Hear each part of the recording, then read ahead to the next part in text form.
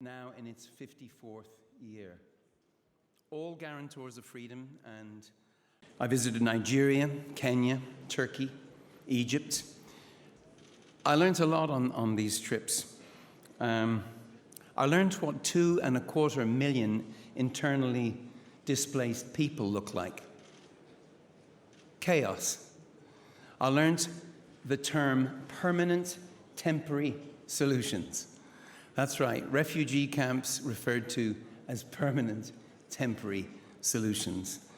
Now, I didn't make my name in mathematics, but I can do a few sums, I can do a few calculations. Syria is, or was, a country of roughly 20 million people. Egypt has a population of 93 million people. Nigeria, 186 million. What would we do? More to the point, what would you do if a country 10 times the size of Syria were to combust? Now, I don't think Nigeria is going to burst into flames any minute.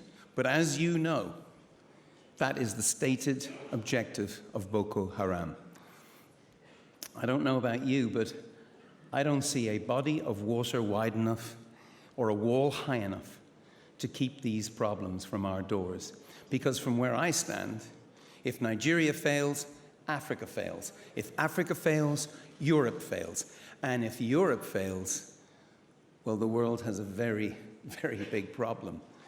That is why, I think that's why, I'm hearing from military and civilian leaders alike that security and development agendas require a better understanding of each other. In short, catalysing successful states might be a lot cheaper than dealing with failed ones. Germany gets it.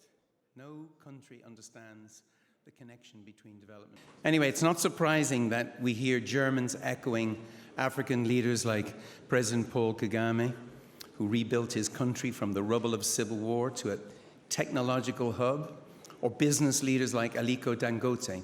They're calling for a new relationship, something along the lines of a modern Marshall Plan. The shape, the scale would be different, but the idea is the same.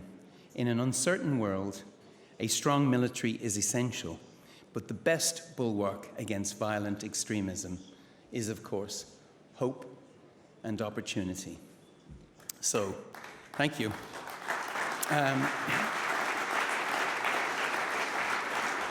One last thing.